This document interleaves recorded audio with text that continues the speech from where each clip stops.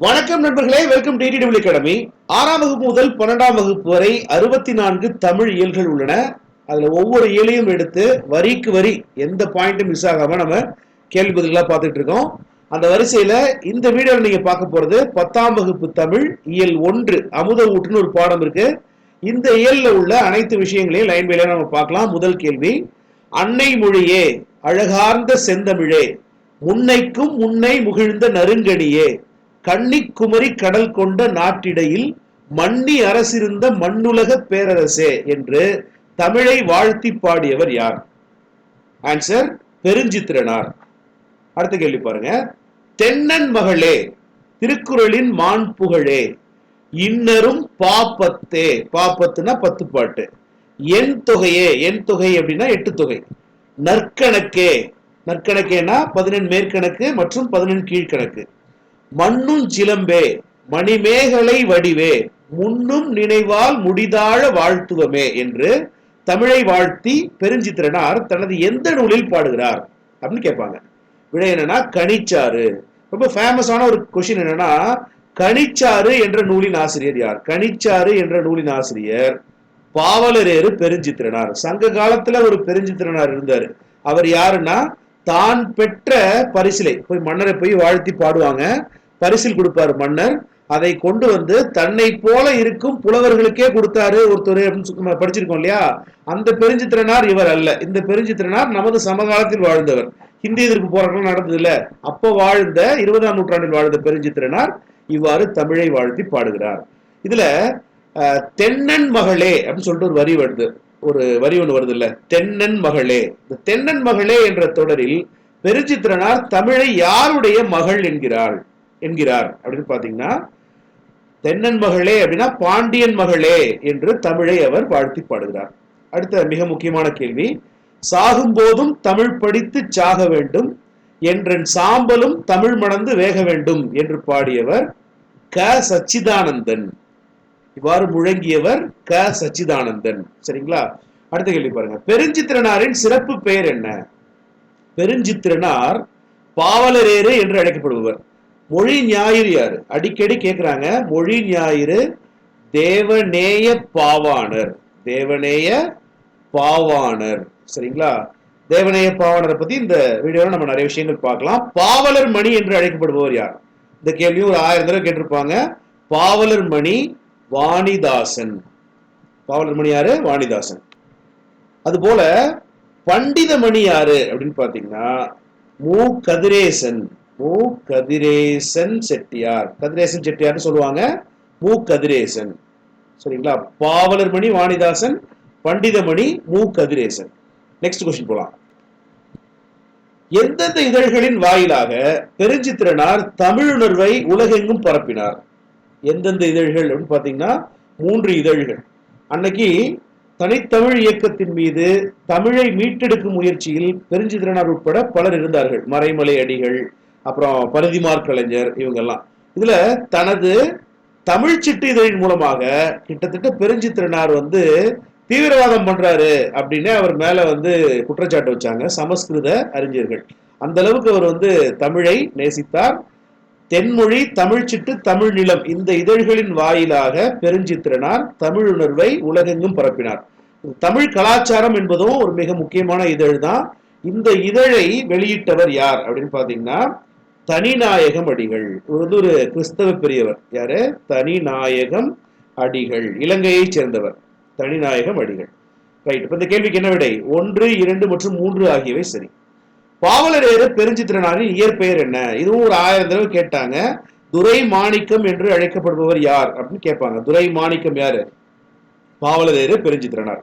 கல்யாண சுந்தரம் கவிதை எழுதும் பொழுது கல்யாண்ஜி கவிதைகள் நம்ம நிறைய படிச்சிருக்கோம். அதுக்கப்புறம் இவர் சிறுகதையும் கட்டுரையும் எழுதும் பொழுது இவருடைய பெயர் வாணிதாசன். இந்த வாணிதாசன் யாரு? ஒரு சிறு இசை அப்படிங்கிற ஒரு தொகுப்புக்காக சாகித்ய அகாடமி விருது வாங்கினவர். ராதாகிருஷ்ணன் யாரு? ராதாகிருஷ்ணன் தான் தாராபாரதி. அடுத்தது ராசகோபாலன் யாரு? ராசகோபாலன் தான் சுப்புரத்தின தாசன் என்று தனது பெயரை மாற்றிக்கொண்ட ஓமை கவிஞர் சுரதா. அடுத்து பாருங்க, பாவலரேறு பெருஞ்சித்திரனாரின் படைப்புகள் எவை? பாவலரேறு பெருஞ்சித்திரனாரின் படைப்புகள் என்னென்ன சொல்லுங்க பார்ப்போம். உலகியல் நூறு, பாவிய கொத்து, இதெல்லாம் பாவலரேறு பெருஞ்சித்திரனார் இயற்றினது. இலக்கண வரலாறு, தேவநேயம், இதெல்லாம் தமிழ் திரு இரா இளங்குமாரனார் அவர்கள் எழுதியது. நூறாசிரியம், கனிச்சாறு, இதெல்லாம் ரொம்ப முக்கியமான நூல்கள். என் சுவை என்பது, மகபுகு வஞ்சி, பள்ளிப்பறவைகள், இந்த கேள்வியை அடிக்கடி கேட்டிருக்காங்க. பள்ளிப்பறவைகள் என்ற நூலின் ஆசிரியர் யார்? பொய்யாக்கனி என்ற நூலின் ஆசிரியர் யார்? பொய்யாக்கனியும் யாருடைய நூல்? பாவலரேறு பெருஞ்சித்திரனார் அவர்களுடைய நூல். இந்த மாதிரி நிறைய கேட்பாங்க. இந்த கேள்விக்கான விடை 2 மட்டும் கிடையாது, 1, 2 மற்றும் 4 என்பது இந்த கேள்விக்கான சரியான ஆன்சர். தப்பா சொல்ற பாத்தீங்களா? 1, 3 மற்றும் 4. 1, 3 மற்றும் 4.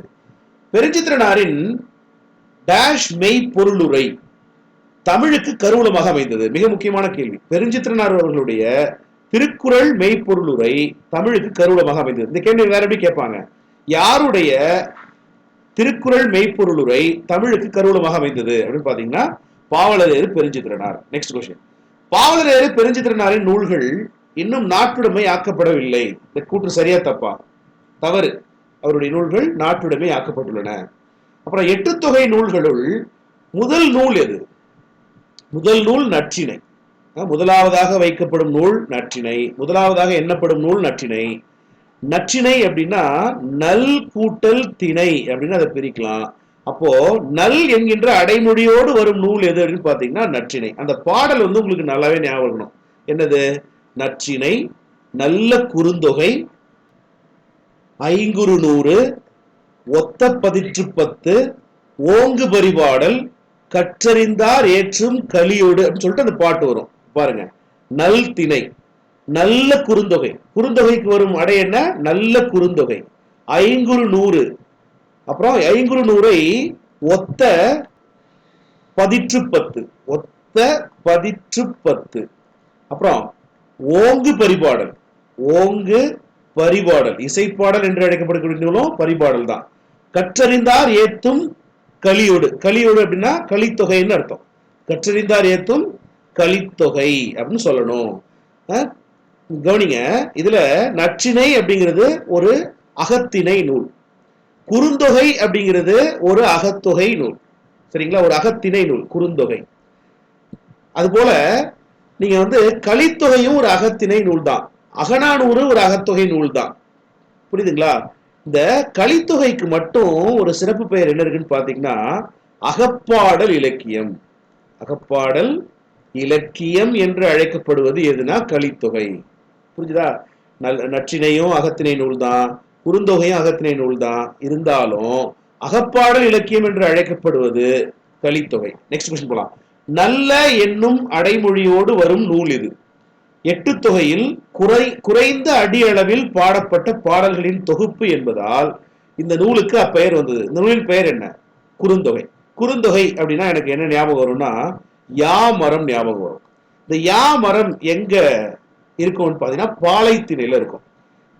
தலைவன் தலைவியை பிரிந்து செல்கிறான். தலைவி வருத்தம் விடுறான்.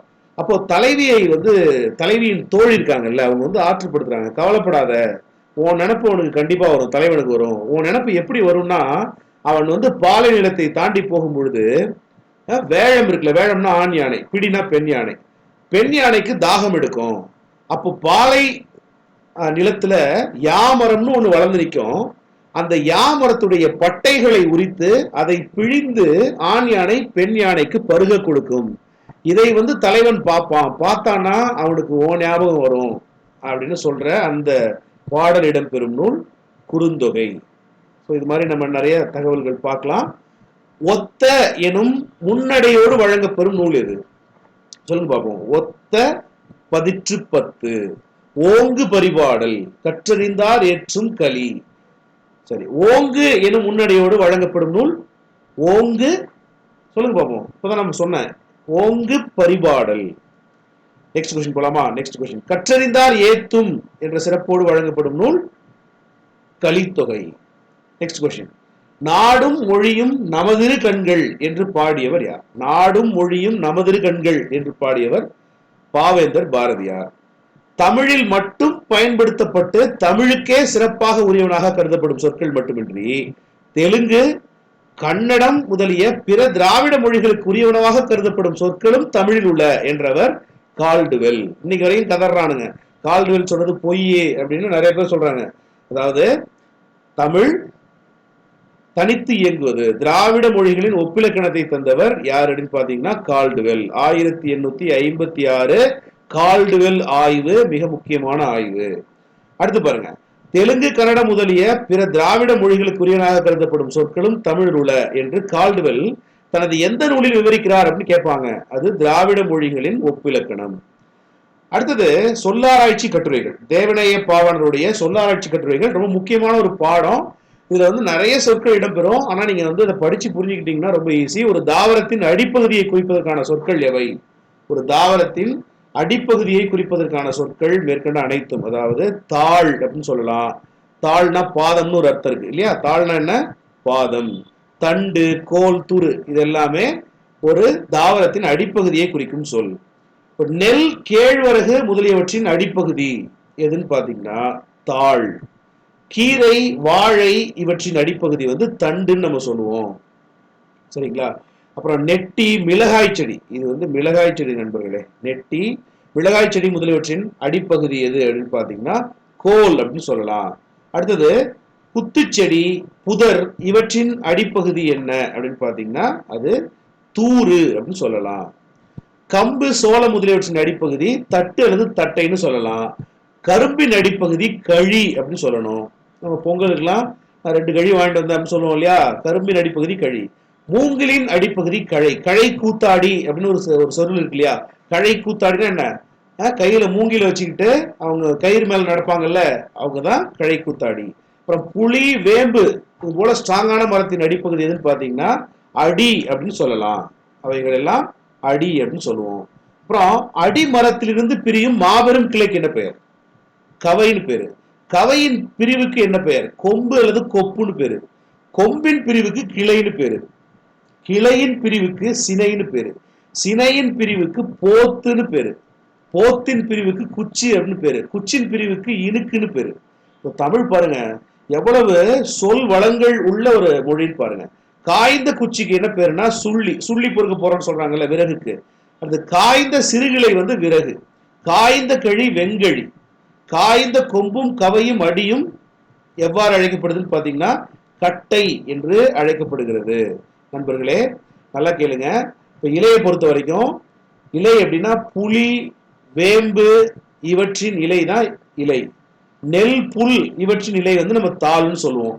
சோளம், கரும்பு முதலியவற்றின் இலை தோகைன்னு சொல்லுவோம். ஸோ இந்த ஸ்கிரீன்ஷாட் எடுத்துக்கோங்க, இதை படிங்க. ரொம்ப முக்கியமான ஒரு பகுதி இது. அடுத்து இது போறேன் நான்.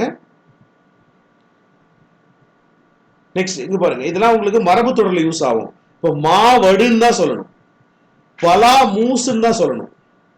ஓகே, பலா மூசுன்னு தான் சொல்லணும். தென்னை குறும்பைன்னு தான் சொல்லணும். அதுக்கப்புறம் இளம் பாக்கு. பாக்குக்கு கமுகுன்னு ஒரு பேர் இருக்கு இல்லையா? கமுகு. இளங்கமுகுக்கு நுழாயின்னு பேரு. சரிங்களா? அது போல வாழை பிஞ்சு சொல்லக்கூடாது, வாழை கச்சல் தான் சொல்லணும். இந்த சொல் மூலமா நீங்க மரபு சொற்களை தெரிஞ்சுக்கலாம், மரபு தொடர்களை தெரிஞ்சுக்கலாம். அவரை, துவரை, கொத்துன்னு சொல்லணும். முந்திரிய குலைன்னு சொல்லணும். வாழை தாருன்னு சொல்லணும். சோளக்கதிர்னு சொல்லணும். அப்புறம் நெல் குரல்னு சொல்லணும். புரியுதுங்களா? நெல் அழகு. அப்புறம் வாழை சீப்புன்னு சொல்லணும். தாற்றின் பகுதி சீப்புன்னு சொல்லணும். இது மூலமா நீங்க என்ன தெரிஞ்சுக்கலாம் அப்படின்னா மரபு தொடர்களை தெரிஞ்சுக்கலாம். சரியா? நெக்ஸ்ட் கொஸ்டின் போலாமா? அடுத்து இந்த ஒவ்வொரு விஷயமும் ரொம்ப முக்கியம். இது எல்லாமே புக்ல இருக்கு. இப்போ நான் உங்களுக்காக பாஸ் பண்றதுக்கு காரணம் என்ன அப்படின்னா நீங்க இந்த ஸ்கிரீன்ஷாட் எடுத்துக்கோங்க. கொஞ்சம் பின்னாடி பாஸ் பண்ணிட்டு ஸ்கிரீன்ஷாட் எடுத்துக்கோங்க. ஓகேவா? நெக்ஸ்ட் கொஸ்டின் போலாமா? இவர் தமிழ் திரு என்று சிறப்பிக்கப்படுபவர். தமிழ் திரு என்று சிறப்பிக்கப்படுபவர் யார்? அவர் இரா இளங்குமாரனார். தமிழாசிரியர். நூலாக்க பணிகளை விரும்பி செய்பவர். சொல்லாராய்ச்சியில ரொம்ப பெரியவர் யாருன்னா பாவாணர். பாவாணரே வியந்த பெருமகனார் யார் அப்படின்னு பாத்தீங்கன்னா இரா இளங்குமாரனார். யாரு? இரா இளங்குமாரனார். இரா இளங்குமாரனை பத்தி எல்லாமே நீங்க தெரிஞ்சுக்கணும். கடந்த 2 வருஷத்துக்கு முன்னாடி தான் அவர் நம்மை விட்டு பிரிந்தார். அடுத்த கேள்வி பாருங்க. இரா இளங்குமாரனார் திருச்சிக்கு அருகில் உள்ள அல்லூரில் எதை அமைத்துள்ளார்? திருச்சிக்கு அருகில் உள்ள அல்லூரில் திருவள்ளுவர் தவசாலையை அமைத்தவர் யார் அப்படின்னு பாத்தீங்கன்னா இரா இளங்குமாரனார். அதே போல ஒரு நூலகத்தை உருவாக்கினார். அந்த நூலகம் பாவாணர் நூலகம். நூலகம் என்ன? பாவாணர் நூலகம். இரா இளங்குமாரனார் தமிழகம் முழுவதும் எந்த சொற்பொழிவுகளை வழங்கி வந்தவர்? திருக்குறள் சொற்பொழிவுகள். அதுபோல தமிழ் வழி திருமணங்களை நடத்தி வைத்தவர். திருக்குறள் சொற்பொழிவுகளை நடத்தி தமிழை ஓதி அவர் திருமணங்களை நடத்தி வைத்தார். இரா இளங்குமாரனார் ஒருவரை போலவே இமைகளை மூடி எழுதுவார். அது யாருன்னு பாத்தீங்கன்னா திருவிக்க. திருவிக்க கண்களை மூடி எழுதும் பழக்கத்தை உடையவர், உணர்ச்சி பெருக்கோடு. அதுபோல எழுதும் வல்லமை படைத்தவர் இரா இளங்குமாரனார். இமைகளை மூடி எழுதும் இருவர் யாரு? ஒருவர் திருவி கல்யாண சுந்தரனார், இன்னொருவர் இரா இளங்குமாரனார். நெக்ஸ்ட் क्वेश्चन பாருங்க. இரா இளங்குமாரனார் அவர்கள் இயற்றிய நூல்கள் எவை? இரா இளங்குமாரனார் அவர்கள் இயற்றிய நூல்கள் மேற்கண்ட அனைத்தும். இந்த லிஸ்ட்டை கண்டிப்பா படிச்சு வச்சுக்கோங்க. இலக்கண வரலாறு, தமிழ் இசை இயக்கம், தனித்தமிழ் இயக்கம், பாவாணர் வரலாறு, குண்டலகேசி காவியம். குண்டலகேசி இயற்றியவர் கிடையாது. குண்டலகேசி காவியம் என்கின்ற பெயரில் இவர் ஒரு நூல் எழுதியிருக்கிறார். யாப்பெருங்கல உரை. யாப்பு, அதாவது இலக்கணத்துல யாப்பு இலக்கணம் அப்படிங்கிறது முக்கியம் இல்லையா? அந்த யாப்பு இலக்கணத்துக்கு உரை எழுதியவர் யாருன்னு பாத்தீங்கன்னா இரா இளங்குமாரனார். புறத்திரட்டு உரை எழுதியிருக்கிறார். திருக்குறள் தமிழ் மரபுரை எழுதியிருக்கிறார். காக்கை பாடினத்துக்கு உரை எழுதியிருக்கிறார். தேவநேயம் எழுதியிருக்கிறார். சோ எனவே மேற்கண்ட அனைத்தும் என்பது இந்த கேள்விக்கான சரியான ஆன்சர். உலகத்திலேயே ஒரு மொழிக்காக உலக மாநாடு நடத்திய முதல் மாநாடு மலேசியாவே. மாநாட்டுக்குரிய அந்த முதல் மொழி தமிழே என்றவர் யார்? மலேசியாவில் எங்க நடந்துச்சு முதல் உலக தமிழ் மாநாடு? கோலாலம்பூர். கோலாலம்பூர். அந்த ஷார்ட்கட் உங்களுக்கு தெரியும் தானே? இங்க பேஸ்ட் பண்றேன் பாருங்க. இங்க பேஸ்ட் பண்ணவா? பேஸ்டாவே இங்க பாருங்க. கோவிலுக்கு சென்ற பாட்டியை யாரேனும் மரித்தால், கோ அப்படின்னா கோலாலம்பூர், சென்ற அப்படின்னா சென்னை,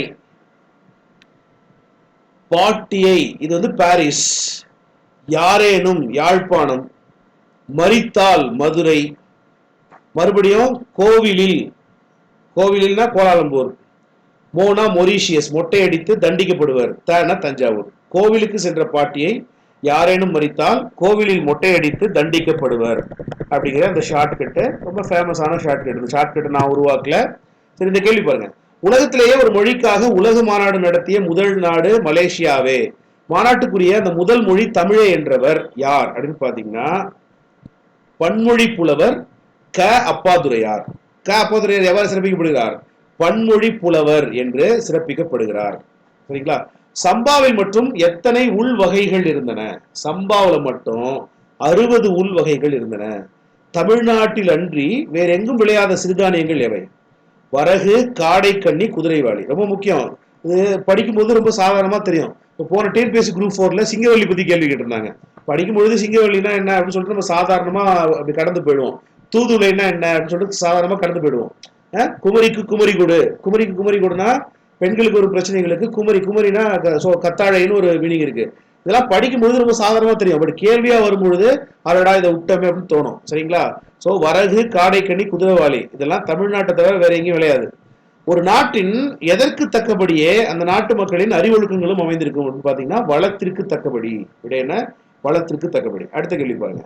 பாவாணர் தனது எந்த கட்டுரையில் வித்து வகை, வித்து வகைனா விதை வகைன்னு அர்த்தம், வேர் வகை, அரித்தாள் வகை, காய்ந்த இலை வகை போன்றவற்றின் சொல் வழக்கங்களை விளக்கியுள்ளார் அப்படின்னு பாத்தீங்கன்னா தமிழ் சொல்வளம் அப்படிங்கிற அந்த கட்டுரையில். தேவநேய பாவாணர் எவ்வாறு சிறப்பிக்கப்படுகிறார்? அவர் மொழி ஞாயிறு என்று அழைக்கப்படுகிறார். கவி ஞாயிறு யாரு? ராதாகிருஷ்ணன் என்கின்ற இயற்பெயரை கொண்ட தாராபாரதி. கவிஞரேறு யாரு? கவிஞரேறு வாணிதாசன். கவிஞரேறு வாணிதாசன். பாவலர் மணி அப்படின்னாலும் வாணிதாசன், கவிஞரேறுனாலும் வாணிதாசன், ரமி என்று அழைத்தாலும் வாணிதாசன், தமிழ்நாட்டு தாகூர் வாணிதாசன். இது மாதிரி பல பேர்கள் இருக்கு. வாணிதாசனை மறக்காதீங்க, டிஎன்பிஎஸ்சில சூப்பர் ஸ்டார் அவரு. புலவர் ஏறியாரு, காவி கவிஞர் ஏறு வாணிதாசன், பாவலர் ஏறு பெருஞ்சித்திரனார். புலவர் ஏறு யாருன்னு பாத்தீங்கன்னா வரத நஞ்சையர். வரத நஞ்சையர். அடுத்த கேள்வி போலாமா? அடுத்த கேள்வி. தமிழ் சொல்வளம் என்ற கட்டுரை எந்த நூலில் உள்ளது? சொல்லாய்வு கட்டுரைகள் என்ற நூல். சொல்லாய்வு கட்டுரைகள் என்ற நூலை இயற்றியவர் தேவநேய பாவாணர். செந்தமிழ் சொற்பிறப்பியல் அகரமுதலி திட்ட இயக்குநராக பணியாற்றியவர் யாரு? அவர் தேவநேய பாவாணர். உலக தமிழ் கழகத்தை நிறுவி தலைவராக இருந்தவர் யார் அப்படின்னு கேட்பாங்க. தேவநேய பாவாணர். நான் கண்டினியூஸா கேட்கறதுனால உங்களுக்கு ட்விஸ்ட்லாம் ரொம்பலாம் வைக்க முடியாது. அடுத்தது பாருங்க, போர்ச்சுகீஸ் நாட்டின் தலைநகர் லிஸ்பனில் 1554 எந்த நூல் முதலாக தமிழ் மொழியில் தான் மொழிபெயர்க்கப்பட்டது? தமிழில், அதாவது ஒரு ஒரு உலக நூல் இந்திய மொழிகள்ல எதுல முதலில் மொழிபெயர்க்கப்படுதுன்னு பாத்தீங்கன்னா தமிழ்ல தான். அது எந்த நூல்னு பாத்தீங்கன்னா கார்டிலா, பைபிள் தான். ஓகேவா? அந்த கார்டிலா அப்படிங்கிற நூல் எந்த ஃபாண்ட்னு சொல்லுவாங்கல்ல, வரி வடிவம், எந்த ஃபாண்ட்ல அச்சடிக்கப்பட்டதுன்னு பாத்தீங்கன்னா ரோமன். ஓகே, தமிழில் முதலில் மொழிபெயர்க்கப்பட்ட கார்டிலா நூலின் முழு பெயர் கார்டிலா டி லிங்கோவா தமிழ் யூ போர்ச்சுகீஸ் அப்படிங்கிறது தான் அதோடைய முழு பெயர். தமிழில் முதலில் மொழிபெயர்க்கப்பட்ட கார்டிலா அப்படிங்கிற நூல் வந்து எந்த வரி வடிவம்? ரோமன் வரி வடிவம். அந்த ரோமன் வரி வடிவம் எந்த இரு வண்ணங்களில் மாறி மாறி நேர்த்தியாக அச்சடிக்கப்பட்டது? கருப்பு மற்றும் சிவப்பு. இந்திய மொழிகளிலேயே மேலை நாட்டு எழுத்துருவில் முதலில் அச்சேறிய மொழி எது? தமிழ். இந்திய மொழிகளிலேயே மேலை நாட்டு எழுத்துருவில் முதலில் அச்சேறிய மொழி தமிழே. அந்த நூல் கார்டிலா என்ற செய்திகளை எல்லாம் நாம் எதன் மூலம் அறிகிறோம் அப்படின்னு பாத்தீங்கன்னா 6வது உலகத்தமிழ் மாநாட்டு மலர். அடுத்த கேள்வி பாருங்க. முத்தமிழ் துய்ப்பதால் முச்செங்கம் கண்டதால் மெத்த வணிகளமும் மேவலால் நித்தம் அணை கிடந்தே சங்கத்தவர் காக்க ஆழிக்கு இணை கிடந்த தேத்தமிழ் ஈண்டு என்ற பாடல் இடம்பெறும் நூல் எது அப்படின்னு பாத்தீங்கன்னா அது தனிப்பாடல் திரட்டு. புலவர் பலர் பல்வேறு காலங்களில் வாழ்ந்த பாடல்களை திரட்டி உருவானதுதான் தனிப்பாடல் திரட்டு. ரைட்டு. இப்போ தமிழ் கடலோடு ஒத்திருத்தல், மேல ஒரு பாட்டு பார்த்தோம்ல, தமிழ் வந்து கடலோடு ஒத்திருக்கான். அந்த விளக்கும் பாடல், அந்த பாடலை இயற்றியவர் யாருன்னு பாத்தீங்கன்னா சந்த கவிமணி தமிழழகனார். தமிழழகனார் எவ்வாறு அழைக்கப்படுகிறார்? சந்த கவிமணி. துய்ப்பது அப்படின்னா என்ன? துய்ப்பது அப்படிங்கிற சொல்லுக்கு 2 பொருட்கள் இருக்கு. ஒன்னு கற்பது, இன்னொன்னு தருவது. 1 மற்றும் 2 மற்றும். சரிங்களா? அடுத்தது பாருங்க, மேவலால் என்ற சொல்லின் பொருள் என்ன? இதெல்லாம் கேட்பாங்க நண்பர்களே. மேவலால் அப்படின்னா பொருந்துதல் அப்படின்னு ஒரு பொருள் இருக்கு, பெறுதல்னு ஒரு பொருள் இருக்கு. எனவே 2 மற்றும் 3. தமிழின் அணிகலன்களாக தமிழழகனார் கூறுவது எதை? தமிழின் அணிகலன்களாக தமிழழகனார் கூறுவது 50 காப்பியங்கள். தமிழானது சங்க பலகையில் அமர்ந்திருந்த யாரால் காக்கப்பட்டதாம்? சங்க பலகையில் அமர்ந்திருந்த சங்க புலவர்களால் காக்கப்பட்டது அப்படின்னு தமிழழகனார் பாடுகிறார். தமிழ் முத்தமிழ்னு சொல்றோம்ல, அது என்னென்ன? இயலிசை நாடகம். முச்சங்கங்கள் என்ன? முதலிடை கடை. கடலுக்குரிய முச்சங்கங்கள் என்னென்ன? வெண்சங்கு, சலஞ்சலம், அப்புறம் பாஞ்சசன்யம். ரைட். கடலை பொறுத்தவரை முத்தமிழ் என்று தமிழ் குறிப்பிடுவது முத்தினை அமிழ்ந்து எடுத்தல். முத்தமிழ்னா இயலிசை நாடகம்னு ஒரு பொருள் இருக்கு. மெத்த வணிகலன் என்ற தொடரில் கடலுக்கானதாக தமிழழகனார் குறிப்பிடுவது மெத்த வரிகலன் அப்படிங்கிறதுல கடலுக்கானதா சொல்றது மிகுதியான வணிக கப்பல்கள். சங்கத்தவர் காக்க என்று கடலுக்கு பொருத்துவதாக தமிழழகனார் கூறுவது நீரலையை தடுத்து சங்கினை காத்தல். ஓகே. ஒரு சொல்லோ சொற்றொடரோ இரு பொருள் பட வருவது இரட்டுற மொழிதல் அணி எனப்படும். இதனை வேறு எவ்வாறு அழைப்பர்? இதனை சிலேடை அணி என்று அழைப்பர். எப்படி அழைப்பர்? ஓமை அணி என்றும் அழைக்கலாம். ஓமை அணி கிடையாது, மன்னிக்கணும், ஓமை அணி கிடையாது, சிலேடை அணி என்று அழைப்பர். சிலேடைகள் எங்கு பயன்படுத்தப்படுகின்றன? சிலேடை எங்க பார்த்தாலும் பயன்படுத்தப்படுது. சிலேடை செய்யுளில், உரைநடையில், மேடை பேச்சில், இரட்டை அர்த்த வசனங்களில் எல்லாம் பயன்படுது. இரட்டை அர்த்த வசனங்கள்னா தப்பான மீனிங்கா இருக்கணும்னு அவசியம் இல்லை. சரிங்களா? அடுத்து பாருங்க, தனிப்பாடல் திரட்டு என்பது பல்வேறு காலங்களில் வாழ்ந்த புலவர் பலரின் பாடல்கள் தொகுப்பு. முக்கியம். தமிழழகனாரின் இயற்பெயர் என்ன? தமிழழகனார் சண்முக சுந்தரம். வரதன் அவர்தான் காலமேகம். வசைவாட காலமேகம்னு சொல்லுவாங்கல்ல. மதுசூதனன் யாரு? ஆத்மா நாம். யாரு? ஆத்மானாம். ழ அப்படின்னு சொல்லிட்டு ஒரு இதழை நடத்தினார்ல, ழ அப்படிங்கிற இதழ், ஆத்மானாம். ரெங்கசாமி யாரு? அரங்கசாமின்னு சொல்லலாம், ரெங்கசாமின்னு சொல்லலாம், எத்திராஜின்னு சொல்லலாம், எத்திராசனுன்னு சொல்லலாம். அரங்கசாமி என்கின்ற எத்திராசனும் சொன்னாலும், ரெங்கசாமினாலும் ரங்கசாமினாலும் இது யாரை குறிக்குது? வாணிதாசனை குறிக்கிறது. சரிங்களா? நான் சும்மாலாம் சொல்ல, ஏற்கனவே வந்து நிறைய கொஸ்டின் பேப்பர்ல ரங்கசாமி என்பவர் யார்? வாணிதாசன். இலக்கண புலமையும் இளம் வயதில் செய்யுள் இயற்றும் ஆற்றலும் பெற்ற தமிழ் அழகனார் எத்தனை சிற்றிலக்கியங்களை படைத்துள்ளார் அப்படின்னு கேட்பாங்க. 12 சிற்றிலக்கியங்களை படைத்துள்ளார். காலை நேரம், ஒரு நிகழ்ச்சிக்காக ரயில்ல இருந்து இறங்கினாரு ஒருத்தர். அவருக்கு மாலை போடுறாங்க. உடனே அவர், அடடே காலையிலேயே மாலையும் வந்து விட்டதே என்று சொன்னார். அவர் யார்? அவர் கீவா ஜெகநாதன்.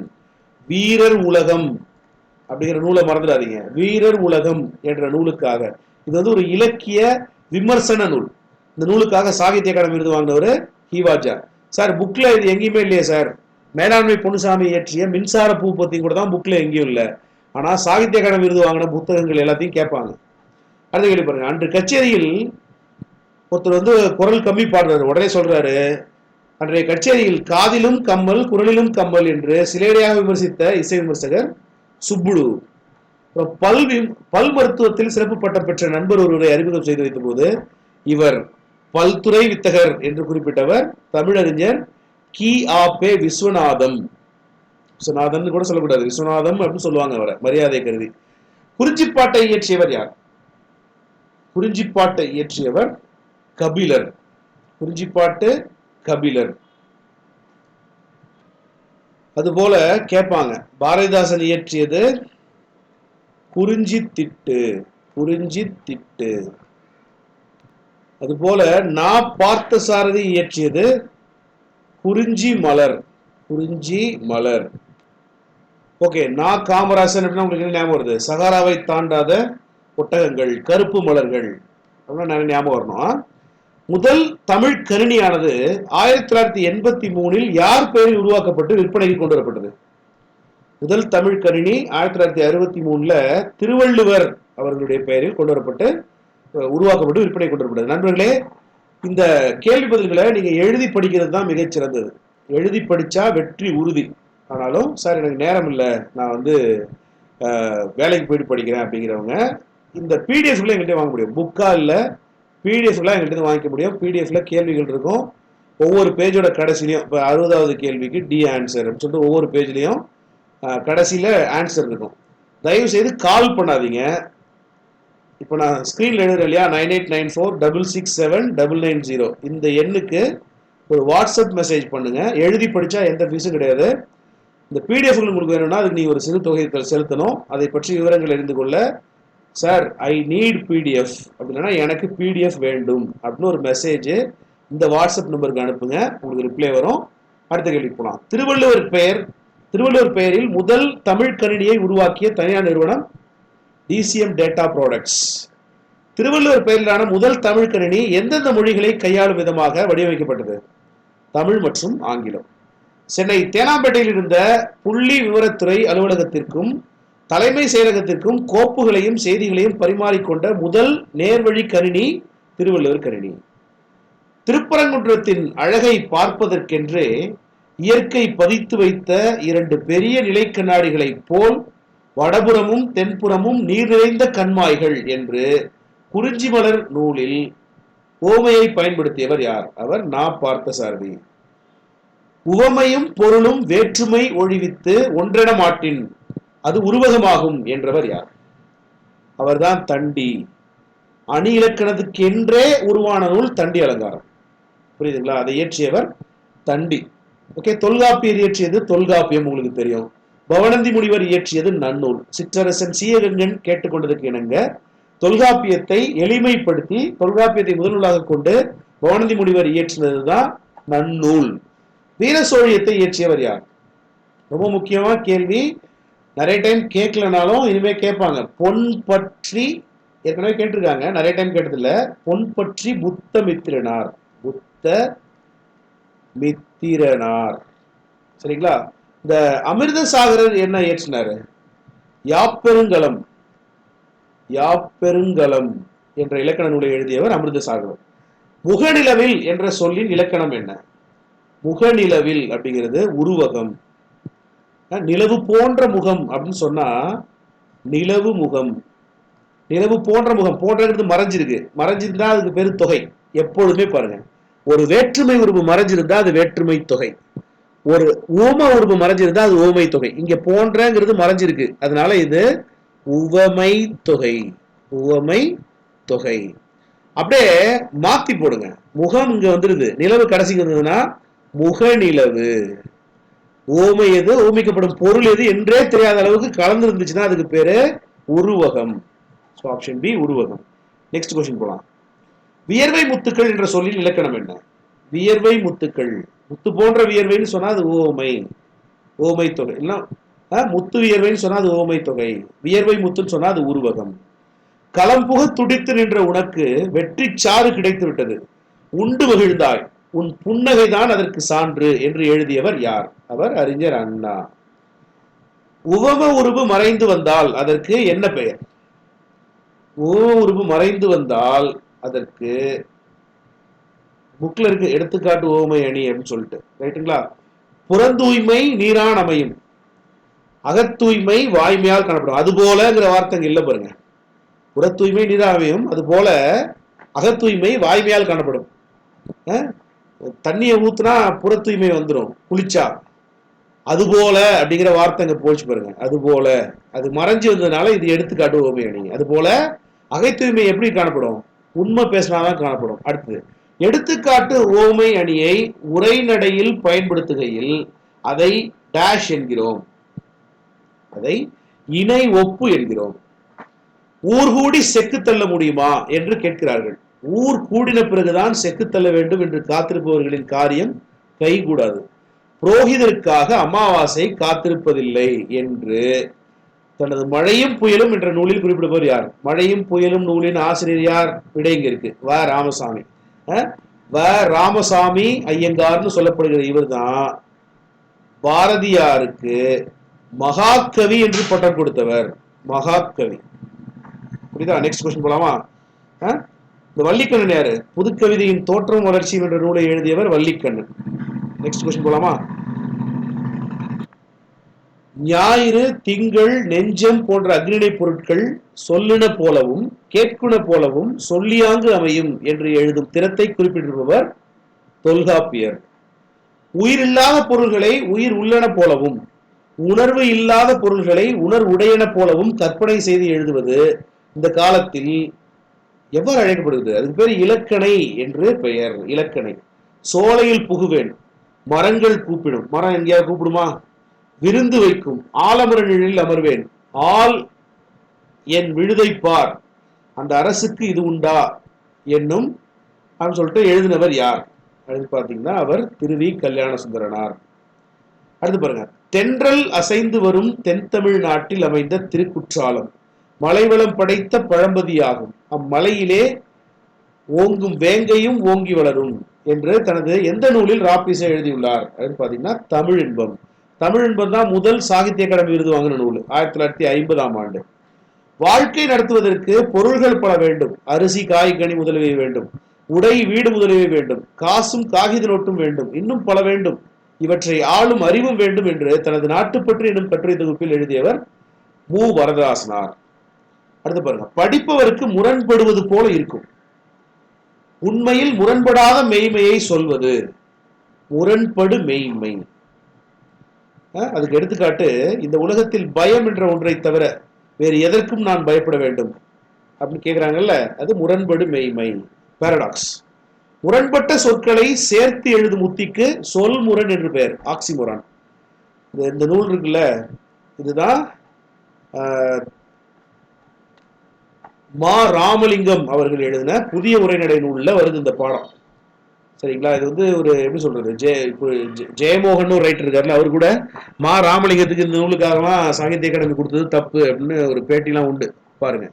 சொல்லும் முறையில் அழுத்தம் கொடுப்பதற்காக எதிரும் புதிருமான முரண்படும் கருத்துக்களை அமைத்து எழுதும் உத்திக்கு என்ன பெயர்? அதுக்கு பேரு ஆன்டிதீசிஸ். ஆன்டிதீசிஸ்னு பேரு. ஆன்டிதீசிஸ், எதிரினை இசைவு. குடிசைகள் ஒரு பக்கம், கோபுரங்கள் மறுபக்கம். இதான் ஆன்டிதீசிஸ். பசித்த வயிறுகள் ஒரு பக்கம், புளிச்ச ஏப்பக்காரர்கள் மறுபக்கம், மெலிந்த எலும்புக்கூடுகள் ஒரு பக்கம், பருத்த தொந்திகள் மறுபக்கம். கேடுகட்ட இந்த சமுதாயத்திற்கு என்றைக்கு விமோசனம்? தோழர்களே சிந்தியுங்கள் என்று தனது எழுத்தில் எதிரினை இசைவு, அதாவது ஆன்டிதீசிஸ் உத்தியை பயன்படுத்தியுள்ளவர் தோழர் ஜீவானந்தம். பெரியாருடைய பெரும் பணியை நான் ஒரு தனி மனிதனின் வரலாறு என்றல்ல, ஒரு சகாப்தம், ஒரு ஒரு காலகட்டம், ஒரு திருப்பம் என கூறுகிறேன் என்றவர் அறிஞர் அண்ணா. அடுத்த கேள்வி பாருங்க. இந்தியாதான் என்னுடைய மோட்சம், இந்தியாவின் நன்மைதான் என் நன்மை, இந்தியாதான் என் இளமையின் மெத்தை, என் யவனத்தின் நந்தவனம், என் கிழக்காலத்தின் காசி என்று பாடியவர் யார்? அவர் பாரதியார். புதிய உரைநடை எனும் நூலுக்காக சாகித்ய அகாடமி வாங்கியவர் எழில் முதல்வன். சரிங்களா? எழில் முதல்வனுடைய பேர் என்ன? மா ராமலிங்கம். அது அடுத்தது வருது பாருங்க. உரைநடையின் அடிகலன்கள் அப்படிங்கிற கட்டுரையில தான் அது வருது. இந்த கட்டுரை எந்த நூலில் இடம்பெற்றுள்ளதுன்னு பாத்தீங்கன்னா புதிய உரைநடை. எழில் முதல்வனின் இயற்பெயர் மா ராமலிங்கம். சரிங்களா? எஸ் பழனிசாமி யாரு சொல்லுங்க பார்ப்போம். S Palaniswami, S Palaniswami, C Mani என்கின்ற வே மாலி, அவர் தான் எஸ் பழனிசாமி. எழில் முதல்வன் எந்த கல்லூரியில் பயின்று பின்னர் அங்கேயே பேராசிரியராக பணியாற்றினார்? குடந்தை இல்ல, மாநில கல்லூரி, சென்னை பிரசிடென்சி காலேஜ் இருக்குல்ல, சென்னை பிரசிடென்சி காலேஜ் பீச் ரோடில் இருக்கு. எழில் முதல்வன் தமிழ்துறை தலைவராக பணியாற்றிய இடங்கள்: குடந்தை ஆடவர் கல்லூரி, பாரதிதாசன் பல்கலைக்கழகம். ரெண்டுத்திலையுமே அவர் தமிழ் ஹெச்ஓடியா இருந்தார், 1 மற்றும் 2. எழில் முதல்வன் எவற்றை படைப்பதில் வல்லவர்? மரபு கவிதையா அல்லது புது கவிதையா? எழில் முதல்வன் இரண்டுமே படைப்பதில் வல்லவர். எழில் முதல்வனின் நூல்கள் யாவை? எழில் முதல்வனின் நூல்கள் இனிக்கும் நிலவுகள், எங்கெங்கு காணினும் யாதுமாகின்றார், வேரில் பழுத்த பலா அப்படிங்கிறது ஒரு சாகித்ய அகாடமி விருது வாங்கின ஒரு நூல். அது சுதந்திரத்தை பற்றிய ஒரு நூல். அதை எழுதியவர் சு சமுத்திரம். வேரில் பழுத்த பலா. அப்போ 1, 2 மற்றும் 4 என்பது சரி. Option D. வாழையும் கமுகும் தாழ்குலை தெங்கும். தெங்குனா என்ன? தெங்குனா தேங்காய். வாழையும் கமுகும், வாழைனா வாழை, கமுகுனா பாக்கு மரம். தாழ்குலை தெங்கும், மாவும் பலாவும் சூழெடுத்து ஓங்கி தென்னவன் சிறுமலை திகழ்ந்து தோன்றும் என்ற அடிகள் இடம்பெற்ற நூல் சிலப்பதிகாரம். சரியா? நெக்ஸ்ட் கொஸ்டின் போலாமா? தென்னவன் சிறுமலை திகழ்ந்து தோன்றும் என்ற அடிகளில் குறிப்பிடப்படும் சிறுமலை. சிறுமலை எந்த மாவட்டத்தில் இருக்கு? திண்டுக்கல் மாவட்டத்தில் இருக்கு. பழங்கள் நிறைய விளையும். அடுத்த இலக்கண பகுதிக்கு வரலாம். சார்பெழுத்துக்கள் எத்தனை வகைப்படும்? சார்பெழுத்துக்கள் 10. அவை எவை? ஸ்கூல்ல படிச்சிருப்போம். உயிர்மை, ஆயுதம், உயிரிழப்படை, ஒற்றலப்படை, குற்றியலுகரம், குற்றியலிகரம், ஐகார குறுக்கம், ஔகார குறுக்கம், மகர குறுக்கம், ஆயுத குறுக்கம். அளபெடுத்தல் என்பதன் பொருள் என்ன? அளபெடுத்தல் என்பதன் பொருள் நீண்டு ஒலித்தல். பாருங்க, நசை. நிறைய பேரு எப்படி படிப்பாங்கன்னா, இன்னும் சொல்ல போனா தமிழாசிரியர்களே எப்படி படிப்பாங்கன்னா நசை அப்படின்னு படிப்பாங்க. நானும் முன்னாடிலாம் அப்படி படிச்சுட்டு இருந்தேன். அப்படி படிக்க கூடாது. இந்த உயிரெழுத்து நீண்டு ஒலிக்குது. நசை அப்படின்னு படிக்கணும். நசை அப்படின்னு சொல்றதை விட நசை கொஞ்சம் நீண்டு ஒலிக்கிறது. பேச்சு மொழியில் எப்பொழுதெல்லாம் சொற்களை நீட்டி ஒலித்து பேசுவோம்? எப்பெல்லாம் பேசுவோம்? உணர்ச்சிக்காக, இனிய ஓசைக்காக. எனவே 1 மற்றும் 2 என்பது இந்த கேள்விக்கான சரியான விடை. மன்னிக்கணும். செய்யுளில் ஓசை குறையும் பொழுது அதனை நிறைவு செய்ய மொழிக்கு முதலிலும் இடையிலும் இறுதியிலும் நிற்கிற உயிர் நெட்டெழுத்துக்கள் 7. அந்த 7 தத்தம் அளவில் நீண்டு ஒலிக்கும். அதனை குறிக்க நெட்டெழுத்துக்களின் இனமான குற்றெழுத்துக்கள். இப்போ ஆ அப்படிங்கிறது நெட்டெழுத்து, அதுக்கு இனமான குற்றெழுத்து அ. குற்றெழுத்துக்கள் அவற்றின் பின்னால் வரும். இவ்வாறு வருவது உயிரிழபடை. உயிரிழபடை எத்தனை வகைப்படும்? உயிரிழபடை 3 வகைப்படும். சரிங்களா? செய்யுளில் ஓசை குறையும் பொழுது, இதுலயே ஆன்சர் வந்துருச்சு. செய்யுளில் ஓசை குறையும் பொழுது அதை நிறைவு செய்ய நெட்டெழுத்துக்கள் அளபெடுத்தலை செய்யுளிசை அளபடை என்கிறோம். செய்யுள் முழுசா என்ன இருக்கும்? செய்யுள் படிக்கும் போது பாட்டு படிக்கிற மாதிரி இருக்குமா? பாட்டுனா இசை எப்படி வச்சுக்கலாமா? செய்யுள் முழுக்க இசை நிறைந்து காணப்படும். எனவே செய்யுள் இசை அளபடைக்கு இசை நிறை அளபடை என்று பெயர். இசை நிறை அளபடை என்று பெயர். அதான் அடுத்த கேள்வி. செய்யுள் இசை அளபடை வேறு எவ்வாறு அழைக்கப்படுது? இசை நிறை அளபடை என்று அழைக்கப்படுது. ஓதல் வேண்டும் என்ற தொடரில் எந்த அளபடை வந்திருக்கு? செய்யுள் இசை அளபடை. உரார்க்கு என்ற தொடரில் எந்த செய்யுளிசை மொழி இடை செய்யுளிசை அளபடி வந்திருக்கு. மொழிக்கு இடையில வந்திருக்கு பாருங்க. உரா. இங்க பாருங்க ஓதல், இது வந்து மொழி முதல். நல்ல படா பறை, இதுல மொழி இறுதி செய்யுளிசை அளபடை வந்திருக்கு. மொழி இறுதி செய்யுளிசை. பொதுவா ஓ அ இது வந்துச்சுன்னா அதை நம்ம செய்யுளிசை அளபடைன்னு சொல்லணும். செய்யுளில் ஓசை குறையாத இடத்திலும் இனிய ஓசைக்காக அளவெடுப்பது. ஓசை குறையாத இடத்திலும் இனிய ஓசைக்காக அளவெடுப்பது இன்னிசை. இனிய ஓசைக்காக இன்னிசை. அதான் சரிங்களா. நெக்ஸ்ட் क्वेश्चन போலாமா. கொடுப்பதும், கொடுப்பதும் பொதுவா கொடுப்பதும் இந்த வந்துச்சுன்னா அது என்ன, அது இசை நிறை அளபடை. அது என்ன, இசை நிறை இல்ல. இசை நிறைனா என்ன, செய்யுள் இசை. நான் சொல்றது இன்னிசை அளபடை. ஓகே, கவனிங்க. படாப்பறை எப்படி வந்துச்சுல, படா ஆவோ இல்ல ஓதல் இதுவோ வந்துச்சுன்னா அதுக்கு பேரு செய்யுள் இசை அளபடை. செய்யுள் முழுக்க என்ன இருக்கும், இசை நிறைந்து காணப்படும். செய்யுள் இசை அளபடைக்கு இன்னொரு பேர் என்ன, இசை நிறை. இதுதான் இசை நிறை. புரியுதுங்களா. இந்த கொடுப்பதும் இது வந்துச்சு அப்படின்னா அது இன்னிசை அளபடை. செய்யுளில் ஒரு பெயர் சொல் எச்ச சொல்லாக திரிந்து அளவெடுப்பது டேஷ் அளபடை. இது சொல்லிசை அளபடை. சரிங்களா. ஒரு பெயர் சொல் எச்ச சொல்லாக தெரியுது. உணரசை, பொதுவா ஈ அப்படிங்கிற எழுத்து சை அப்படிங்கிறது ஐ தானே. ஐங்கிறது நெட்டு எழுத்து, அதுக்கு இனமான குற்றெழுத்து ஈ. ஐக்கு பதில் ஈ வந்துச்சுன்னா அதை நம்ம என்ன செய்வோம், சொல்லிசை அளபடைன்னு சொல்லுவோம். சரிங்களா. அடுத்த கேள்வி போனா, நசைனா என்ன, நசை அப்படின்னா விருப்பம். ஓகே, நசை என்ற பெயர் சொல்லானது நசையி என்று அளவெடுத்ததன் மூலம் எவ்வாறு மாறியது, வினை அடையாக மாறியது. ரொம்ப முக்கியம், வினை அடையாக மாறியது. செய்யுளில் ஓசை குறையும் பொழுது அதை நிறைவு செய்ய மெய்யெழுத்துக்கள் 10ம் இக்கு என்ற ஆயுத எழுத்தும் அளவெடுப்பது ஒற்றளபடை. எடுத்துக்காட்டு எகிலங்கிய. ரொம்ப ஈஸி. இந்த ஆயுத எழுத்து இரட்டிச்சு வந்தா அதுக்கு பேரு ஒற்றளபடை. அதுக்கு பேரு ஒற்றளபடை. நெக்ஸ்ட் क्वेश्चन போலாம். ஒரு எழுத்து தனித்தோ பல எழுத்துக்கள் சேர்ந்தோ பொருள் தரும் வகையில் அமைவது அதுக்கு பேர் என்ன, அதுக்கு பேர் தான் சொல். சொல் எத்தனை திணைகளை உடையது, சொல் இரு திணைகள் 5 பால்களை கொண்டது. இரு திணைகள் என்ன, உயர்திணை அக்ரிணை.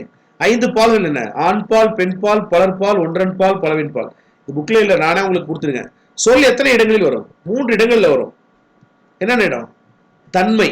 தன்மை என்ன, நான் என்ன பத்தியே பேசிக்கிறேன், நான் அப்படின்னு பேசிக்கிறேன்ல, நான் நேற்று வந்தேன் அப்படின்னா நான் என்ன பத்தி சொல்லிக்கிறேன், தன்மை. தன்னை பற்றி சொல்வது தன்மை. புரியுதா. எனக்கு எதுக்கு ஒருத்தவங்க நிற்கிறாங்க, எதுக்குன்னா எனக்கு முன்னாடி ஒருத்தவங்க நிற்கிறாங்க. நீ அங்கு போ அப்படின்னு நான் சொல்றேன், நீன்னு சொல்றேன்ல, அது முன்னிலை.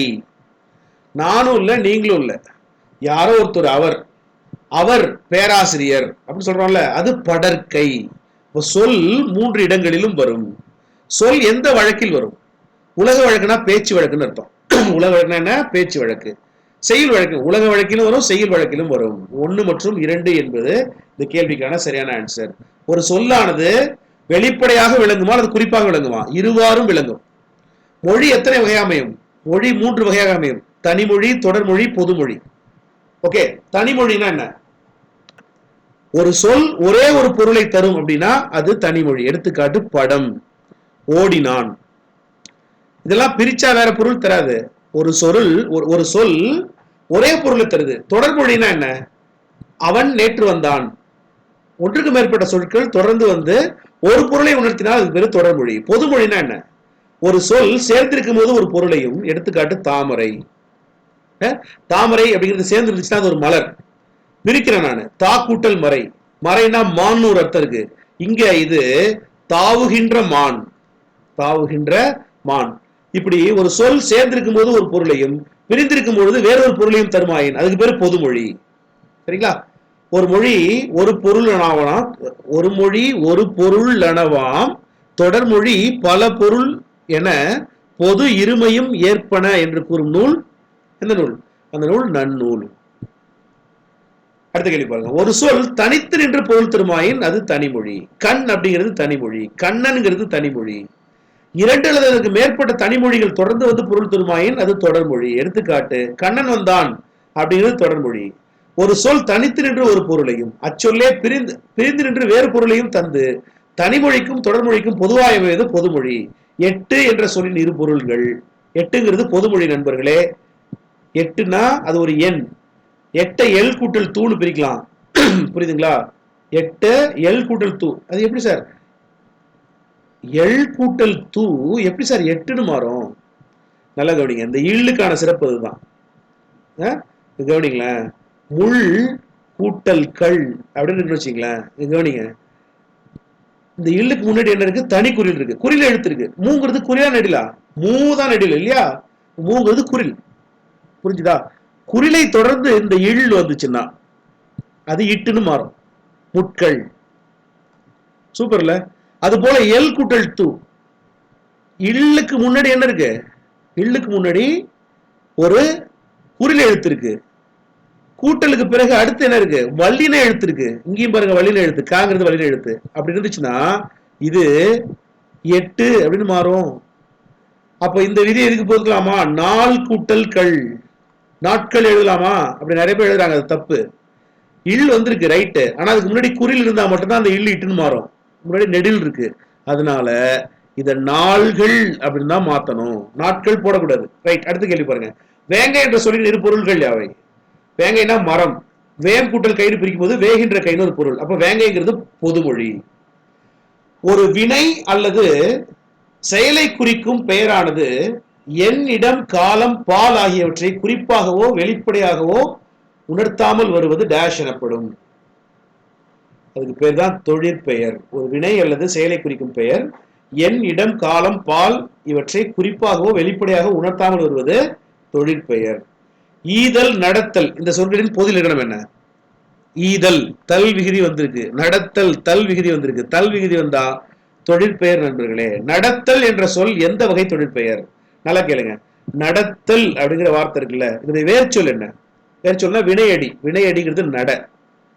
புரியுதுங்களா? ஒரு வினையடி இதுதான் அப்படிங்கிறது எப்படி முடிவு பண்றது? முன்னாடி ஏங்கிற வார்த்தையை போடுங்க. ஏய் நட அப்படின்னு சொன்னா அது கட்டளையா வருது இல்லையா? கட்டளையா வந்தா அதான் வினையடி. கட்டளையா வந்தா அதான் வினையடி. சரிங்களா? இப்போ நடத்தல் என்ற சொல் எவ்வகை தொழிற்பெயர் பாத்தீங்கன்னா, நடங்கிறது வினையடி, தல்லுங்கிறது விகுதி. எனவே அது விகுதி பெற்ற தொழிற்பெயர். தல்லுங்கிறது என்ன? விகுதி. தல் மட்டும் இல்ல, அல்லுன்னு ஒரு விகுதி இருக்கு, சீன்னு ஒரு விகுதி இருக்கு, ஐன்னு ஒரு விகுதி இருக்கு, கைன்னு ஒரு விகுதி இருக்கு. இது மாதிரி நிறைய விகுதிகள் இருக்கு. புரிஞ்சுதா? விகுதி பெற்ற தொழிற்பெயர். நடை என்பதன் இலக்கணம் என்ன? நடை பாருங்க. நடங்கிறது தான் அடி, வினையடி, அதாவது வேர்ச்சொல். ஐ அப்படிங்கிற விகுதி சேர்ந்திருக்கு. எனவே இதுவும் விகுதி பெற்ற தொழிற்பெயர் தான். நடத்தை என்பதன் இலக்கணம் என்ன? அதுவும் விகுதி பெற்ற தொழிற்பெயர் தான். தை அப்படிங்கிற விகுதி இருக்கு. வினை அடியுடன் விகுதி சேர்வதால் உருவாகும் தொழிற்பெயர் விகுதி பெற்ற தொழிற்பெயர். வாழ்க்கை என்பதன் இலக்கண குறிப்பு என்ன? விகுதி பெற்ற தொழிற்பெயர் தான். வாழ் தான் வினையடி, கைங்கிறது விகுதி. ஆளல், ஆள் அப்படிங்கிறது வினையடி, அல் அப்படிங்கிறது விகுதி. எனவே அதுவும் விகுதி பெற்ற தொழிற்பெயர் தான். நடவாமை, கொல்லாமை. கவனிங்க. நடத்தல் அப்படிங்கிறது தொழிற்பெயர். அதுக்கு ஆப்போசிட் என்ன? நடவாமை. நடவாமை. கொல்லுதல் அப்படிங்கிறது தொழிற்பெயர். அதுக்கு ஆப்போசிட் என்ன? கொல்லாமை. எனவே இவை எதிர்மறை தொழிற்பெயர்கள். நடவாமை, கொல்லாமை எதிர்மறை தொழிற்பெயர்கள். எதிர்மறை பொருளில் வரும் தொழிற்பெயர் எதிர்மறை தொழிற்பெயர். விகுதி பெறாமல் வினைப்பகுதியே தொழிற்பெயராதல் டேஷ் தொழிற்பெயர் ஆகும். விகுதி பெறாமல் வினைப்பகுதியே அப்படின்னா அதுக்கு பேரு முதல்நிலை தொழிற்பெயர். எடுத்துக்காட்டு நட அப்படிங்கிறதும் தொழிற்பெயர் தான். எந்த விகுதியும் இல்லை, வினையே அதுக்கு தொழிற்பெயர் இருந்துச்சுன்னா அதுக்கு பேர் விகுதி மன்னிக்கணும், முதல்நிலை தொழிற்பெயர். முதல்நிலை தொழிற்பெயருக்கு எடுத்துக்காட்டு என்ன? நட, வாழ், ஆள், தட்டு, உரை, அடி, ஓடு, வா, இதெல்லாம் எடுத்துக்காட்டு. எடுத்துக்காட்டு அல்லாதது பேரு, சூடு. கவனிங்க. பெரு அப்படிங்கிறது தான் வினை, அது போல சுடு அப்படிங்கிறது தான் வினை. சரிங்களா? எப்படி? பேரு அப்படின்னு போடுறேன், முன்னாடி ஏங்கிற வார்த்தை போடுங்க. ஏய் பேரு அப்படின்னு சொல்ல முடியாது. ஏய் பெரு அப்படின்னா வாங்கிக்கன்னு அர்த்தம். புரிஞ்சுதா? கட்டளை போடுற மாதிரி பெருதான் வருது. இந்த பெருல முதல் எழுத்து இருக்கு இல்லையா? இது முதல் எழுத்து திரிஞ்சிருக்குன்னா மாறி இருக்கு, பெரு பேரா மாறிடுச்சு. அதனால இதுக்கு பேரு முதுநிலை திரிந்த தொழிற்பெயர். அதுபோல சுடு சூடா மாறிடுச்சு, முதுநிலை திரிந்த தொழிற்பெயர். விகுதி பெறாமல் முதுநிலை திரிந்து வரும் தொழிற்பெயர் முதுநிலை திரிந்த தொழிற்பெயர். கேடு சூடு இதெல்லாம் முதுநிலை திரிந்த தொழிற்பெயர்கள். காட்சி என்ற சொல்லின் இலக்கணம் என்ன? கான் கூட்டல் சி தான் காட்சி. இங்கு சி என்பது விகுதி, எனவே இது விகுதி பெற்ற தொழிற்பெயர். ஒரு வினைமுற்று பெயரின் தன்மையை அடைந்து வேற்றுமை உருபு ஏற்றும் ஏற்காமலும் வேறொரு பயனிலையை கொண்டு முடிவது என்ன பேரு? அதுக்கு பேரு வினையால் அணையும் பெயர். நண்பர்களே, வினையால் அணையும் பெயர் பத்தி நம்ம நிறைய பார்த்திருக்கோம், இனிமேலும் பார்ப்போம். வந்தவர், நல்லா கேளுங்க. வருதல் அப்படிங்கிறது தொழிலா? இந்த தொழிலை செஞ்சவர் யாரு? அதுதான் வினையால் அணையும் பெயர். வருதல், வருதலை மேற்கொண்டவர் வந்தவர். வருதலை மேற்கொண்டவர் வந்தவர். யாரோ யாரோ வந்தாங்க, அவர் யாரு? வந்தவர். இப்போ வந்தவர் அப்படிங்கிறது வினையால் அணையும் பெயர். நல்லா கேளுங்க. ஒரு தொழிலை செய்யும் கருத்தா, ஒரு தொழிலை மேற்கொள்பவர், அவர் வினையால் அணையும் பெயர். பொருத்தல் அப்படிங்கிறது ஒரு தொழிற்பெயர், தல் விகுதி வந்திருக்கு. பொருத்தல் அப்படிங்கிற செயலை மேற்கொண்டவர், அந்த கருத்தா யாரு? வினையால் அணையும் பெயர். பொறுத்தோர் அப்படிங்கிறது வினையால் அணையும் பெயர். பொறுத்தவர்ங்கிறது வினையால் அணையும் பெயர் தான். பொறுத்தவள் அப்படிங்கிறது வினையால் அணையும் பெயர் தான். பொறுத்தவன் வினையால் அணையும் பெயர் தான். பொறுத்தோர் வினையால் அணையும் பெயர் தான். பொறுத்தவர்கள் வினையால் அணையும் பெயர் தான். வென்றான் என்ற சொல்லின் இலக்கண குறிப்பு என்ன? வென்றான்ங்கிறது வினை முற்று, ஒரு வினை முற்று பெற்று நிக்குது. வென்றோர் இலக்கண குறிப்பு என்ன? வென்றோர், வென்றோர்னா யாரு? வென்றவர்கள். வெல்லுதல் அப்படிங்கிற தொழிலை செய்தவர்கள், அப்போ வினையால் அணையும் பெயர். புரியுதா? வென்றான் அப்படின்னா ஒரு செயல் முற்று பெற்று விட்டது. இதுல வென்றவன் அப்படின்னா அது வினையால் அணையும் பெயர். வித்தியாசத்தை புரிஞ்சுக்கணும்.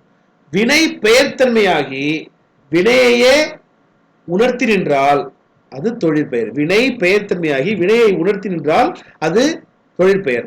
வினையானது செய்யும், வினையானது தொழிலை செய்யும் கருத்தாவை குறித்தால் அது வினையால் அணையும் பெயர். பின்வரும் இரண்டில் காலம் காட்டுவது எது?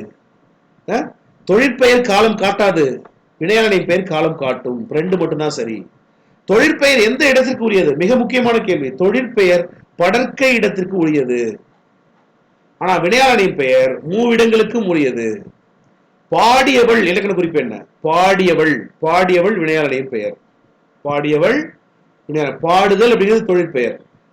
பாடுதல் அப்படிங்கிற அந்த தொழிலை மேற்கொண்டவர் பாடியவள், எனவே அது வினையால் அணையும் பெயர். கட்டு, சொட்டு, வழிபாடு, கேடு, கோரல் தொழிற்பெயர்களை வகைப்படுத்தணும். ஃபர்ஸ்ட் கட்டு. கட்டு அப்படின்னா ஏய் கட்டு, அப்ப கட்டுங்கிறது வினை பகுதி மட்டும்தான், அப்ப அது முதுநிலை தொழிற்பெயர். சொட்டு முதுநிலை தொழிற்பெயர்.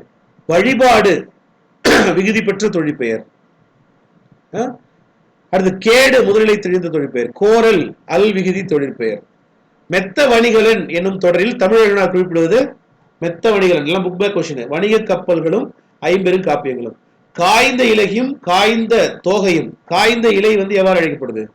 காய்ந்த இலைக்கு என்ன பேருனா சருகு. காய்ந்த தொகை சண்டு. சோ கேள்வி இப்பெல்லாம் கேட்பாங்க. அடுத்த கேள்வி பாருங்க. என் தமிழ் நா பிரித்து எழுதினால் எம் கூட்டல் தமிழ் கூட்டல் நா அப்படின்னு பிரிக்கணும். கேட்டவர் மகிழ பாடிய பாடல் இது. இந்த தொடரில் இடம்பெற்றுள்ள தொழிற்பெயர் வினையால் அணையும் பெயர். கேட்டவர் அப்படிங்கிறது வினையால் அணையும் பெயர். ஏன்? கேட்டல் அப்படிங்கிறது தொழிற்பெயர். கேட்டல் என்கின்ற தொழிலை செய்தவர் கேட்டவர். பாடிய பாடல்ங்கிறது என்ன கேட்டிருக்காங்க கேள்வி? தொழிற்பெயர் வினையால் அணையும் பெயர். தொழிற்பெயர் பாடல். தொழிற்பெயர் என்ன? பாடல் அல் விகுதி தொழிற்பெயர். கேட்டவர் வினையால் அணையும் பெயர். சரிங்களா? அப்படியே மாத்தி கொடுத்திருப்பாங்க, அதை சூஸ் பண்ணக்கூடாது. முதல்ல தொழிற்பெயர் தான், தொழிற்பெயர் பாடல். அடுத்தது வினையால் அணையும் பெயர் கேட்டவர். வேர்க்கடலை, மிளகாய் விதை, மாங்கொட்டை இவற்றை குறிக்கும் பயிர் வகை எது? குறிக்கும் பயிர் வகை மணி வகை.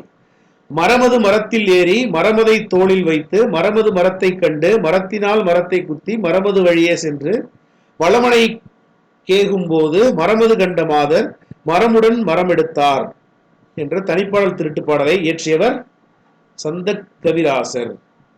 அதுக்கு என்ன மீனிங் அப்படின்னு கொடுக்கப்பட்டிருக்கு பாருங்க நண்பர்களே. முதல்ல மரம்ங்கிறது அரசன், அரச மரம், மா குதிரை, வேல் கருவேலம். ஸோ இது பார்த்து வச்சுக்கோங்க. அடுத்த பகுதி மொழிபெயர்க்க. If you talk to a man in a language he understands அப்படின்னு அர்த்தம்.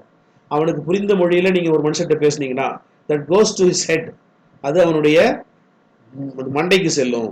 அவன் மூளைக்கு செல்லும்.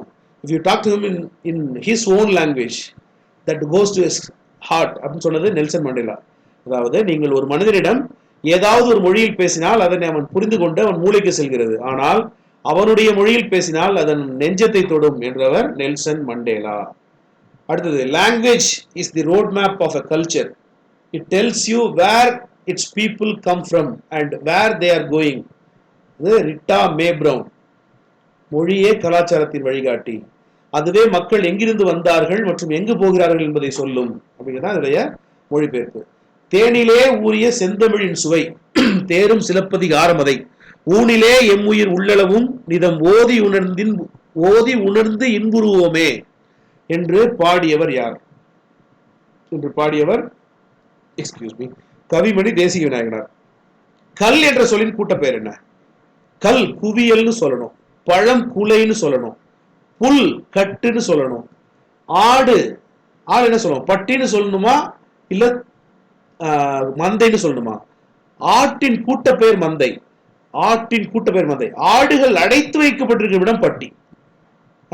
டிஃபரன்ஸ் உங்களுக்கு தெரிஞ்சுக்கணும். காத்திருக்கிறார் அப்படிங்கிறது ஒரு வினைமுற்று. அதை வினையாளி பெயரா மாத்தினா என்ன செய்யணும்? காத்திருக்கிறவர். காத்திருக்காதவர்ங்கிறது எதிர்மறை. உண்டார் என்ற வினைமுற்றை வினையாளரின் பெயராக மாற்றுக. உண்டார், உண்டவர். சந்தித்தார் என்ற வினைமுற்றை வினையாளரின் பெயராக மாற்றினா சந்தித்தவர். சரியா? படித்தார் என்ற வினைமுற்றை வினையாளரின் பெயராக மாற்றுக. படித்தவர். தேனினும் இனிய நற்செந்தமிழ் மொழியே தென்னாடு விலங்குற திகழுந்தன் மொழியே. திகழந்தன் மொழியவா? ஊனினும் ஒளிர்வுறும் ஒண்டமிழ் மொழியே உணர்வினுக்கு உணர்வதாய் ஒளிர்தமிழ் மொழியே என்று பாடியவர் யார்? அவர் கா. நமச்சிவாயர். வானினும் ஓங்கிய வண்டமிழ் மொழியே மாந்தரும் கிருகனா வயங்குணன் மொழியே தானினும் சிறப்புறும் தனித்தமிழ் மொழியே தழைத்து இனிதோங்குவாய் தண்டமிழ் மொழியே என்று பாடியவரும் கா. நமச்சிவாயர். அடவி அப்படிங்கிற சொல்லுக்கு என்னென்ன பொருள் இருக்கு? அடவினா காடு, திரள், தொகுதி, சோலை. அவள்னா பள்ளம். அவள் அப்படின்னா பள்ளம், விளைநிலம், குளம், நெல், இது போல பல பெயர்கள் இருக்கு. சுவல் அப்படின்னா பிடரி, முதுகு, மேடு, தொல்லை. செரு அப்படின்னா வயல், குளம், பாத்தி, கோபம். பழனம் அப்படின்னா வயல், மருத நிலம், பொய்கை. புறவு அப்படின்னா புறா, சிறுகாடு, முல்லைக்கொடி, பயிரிடும் நிலம். நாம் ஏன் தமிழ் காக்க வேண்டும் என்ற நூலின் ஆசிரியர் யார்? நாம் ஏன் தமிழ் காக்க வேண்டும்? முனைவர் சேதுமணி மணியன். ஆக்கி பரந்தாமனார் எழுத ஒரு முக்கியமான நூல் இருக்கு. நல்ல தமிழ் எழுத வேண்டுமா? நல்ல தமிழ் எழுத வேண்டுமா? ரொம்ப முக்கியமான ஒரு நூல். தவறின்றி தமிழ் எழுதுவோம் என்ற நூலின் ஆசிரியர் யார்? மா. நன்னன். தவறின்றி தமிழ் எழுதுவோம். பச்சை நிழல் என்ற நூலின் ஆசிரியர் உதயசங்கர். கலைச்சொல் அறிவோம். வவல் அப்படின்னா உயிரெழுத்து, கான்சோனன்ட் அப்படின்னா மெய்யெழுத்து, ஹோமோகிராஃப் ஒப்பெழுத்து, மோனோலிங்குவல் அப்படின்னா ஒரு மொழி, கான்வர்சேஷன் அப்படின்னா உரையாடல், டிஸ்கஷன் அப்படின்னா கலந்துரையாடல். நண்பர்களே, இந்த வீடியோ உங்களுக்கு பயனுள்ளதாக இருந்திருக்கும் என்று நம்புகிறேன். மீண்டும் அடுத்த இயலில் உங்களை சந்திக்கிறேன். நன்றி, வணக்கம்.